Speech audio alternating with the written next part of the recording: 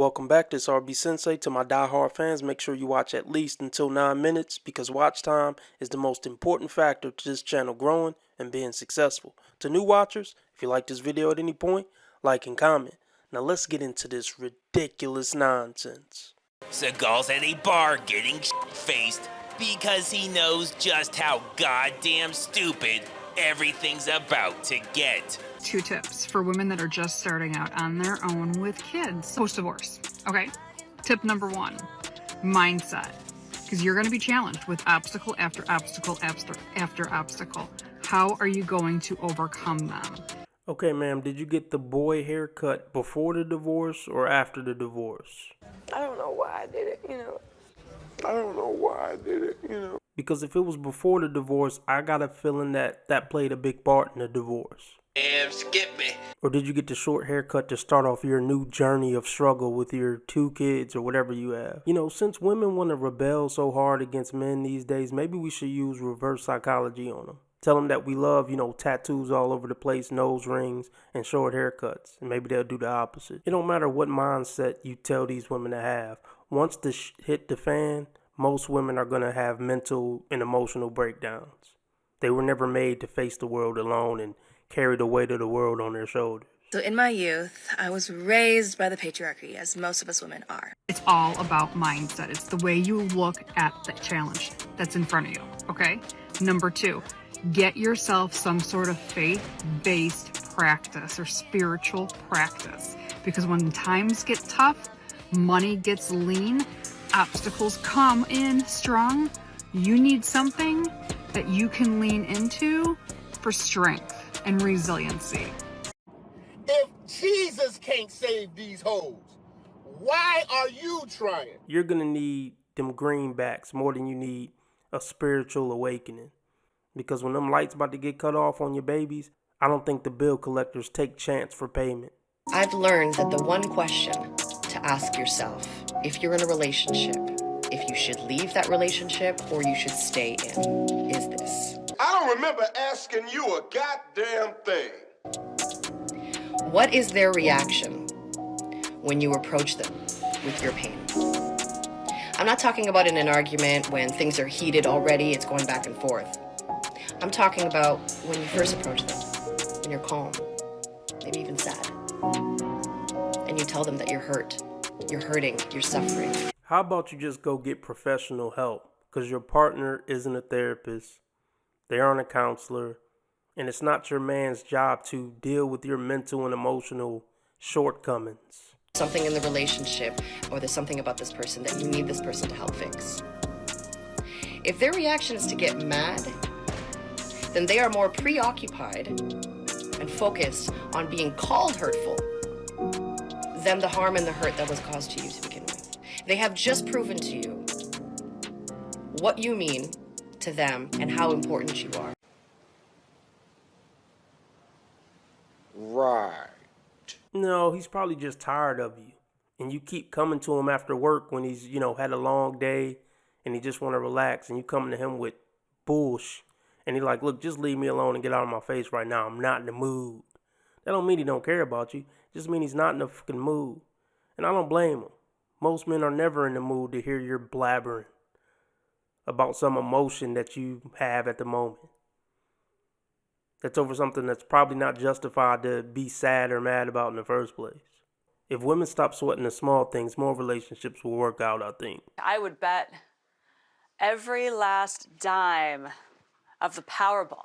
Men, you are 50% responsible for the condition of women today. You have contributed to the problem by enabling and supporting it. And maybe one of the biggest problems that all the other problems stem from is something that a lot of you indulge in behind closed doors, and then you trash it publicly. Things of that nature, whether it be on a screen or in person, and taking things just because it's on offer, you're supporting the culture.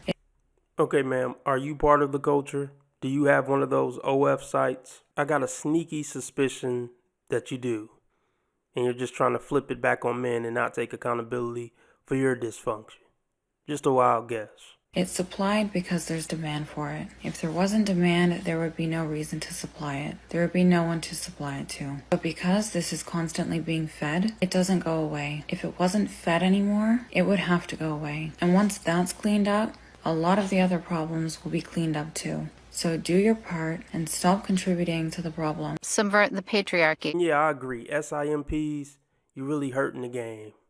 You're really making it bad for the rest of the fellas out there. So stop simping for these broads on the internet, whether it's IG, OF, or whatever. I'm Barack Obama, and I approve this message. I'm Al Franken, and I'm proud to approve this message. I'm Mitt Romney, and I approve this message. I'm John McCain, and I approve this. I think I've come to realize that the hardest part about being single in my 50s is the fact that so much has changed since the last time I was single. The last time that I was single, there were no dating apps. You could still meet people online, but you had to sit down at your computer and actually get to know somebody before you even thought of going on a date with them. I'm living my nightmare. It is a monster. It's in my head. The real question is, why can't you meet anybody in real life? Could it be your age? Yeah, it could be your age. But why aren't 70-year-old guys approaching you? Or maybe they are. But let me guess, you think you're too good for those guys. You need to look back in your phone and try to get back with an ex. How about that? Well, no, let me not wish, the terminal illness that is you onto those guys. Sorry, guys. I don't know what you should do, man. You should get off TikTok, though. I think that'll help your chances. The sickest part is you probably don't even know it. Now, we swipe, we match, we chat, and we just hope that somebody asks us on our first date and that they even resemble their pictures. And this goes for men and women. The times have changed so much since a lot of us were single. Ma'am, you are on the last leg of your life.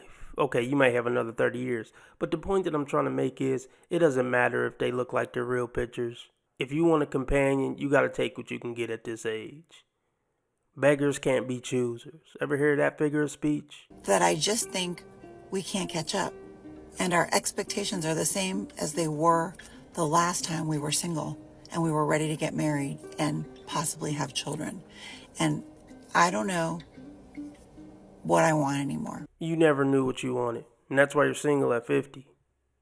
I don't know what you're chasing, but it probably doesn't exist, Toots. And your hairdo is straight out of an 80s sitcom. Maybe a makeover might help. You're not getting married, and we know kids are off the table. Look, it's all about just finding somebody who's going to have the character to change your diaper in 20 years. Just adopt cats. And then if you're lonely, then adopt another one. And then just keep it up. Don't worry about if they have a bald spot or if they're 5'7". Grow the fuck up. And you'll find somebody ASAP, probably. The lie detector test determined that was a lie. When you're in the initial talking stage, do you feel like there's such a thing as too much communication or over communicating? So for example, if I am a person that enjoys a good morning text and I've noticed that you don't give a good morning text and I let you know, hey, I really enjoy when someone sends me a good morning text. Now that pointless shit is done, we can get to the pointless shit we're all here for. And your behavior changes. Look, can you imagine dating a woman in her 50s with a nose ring, still worrying about these childish things about if he sent a good morning text or not? I would just be so embarrassed if this was one of my relatives on TikTok. Still going through talking stages. Talking stages are for high schoolers and college students. If you're over 30 and you're still going through multiple talking stages, just give up on dating, please. Trust me, it's not going to get any better. It's not going to get any better. Hey folks, it's me, RB Sensei. I'm so tired of going over these dingbats. Support the content and keep the machine running.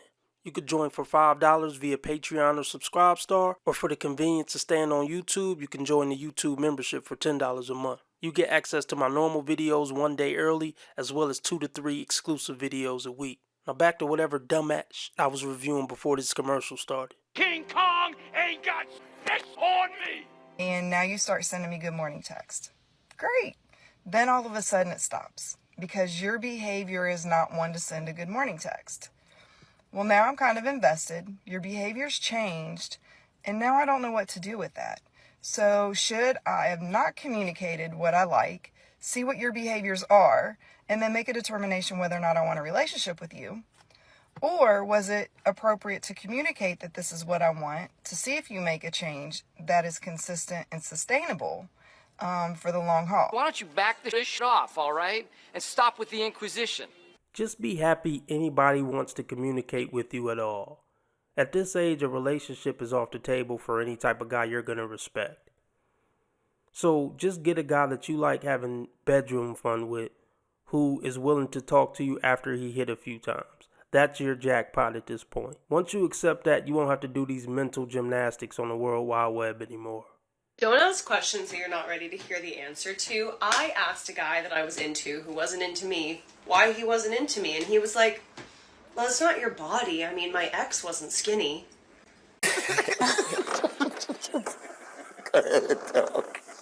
She knows she doesn't have the ideal body. Ma'am, if you want better results, put in the work.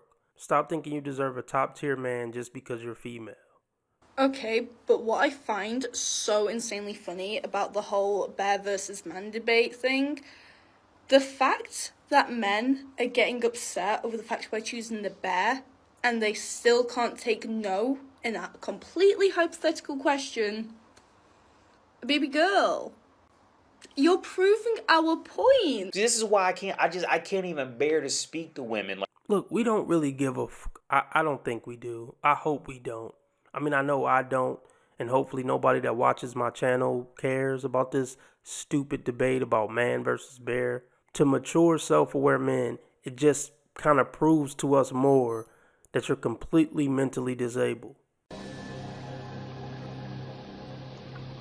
Are you retarded?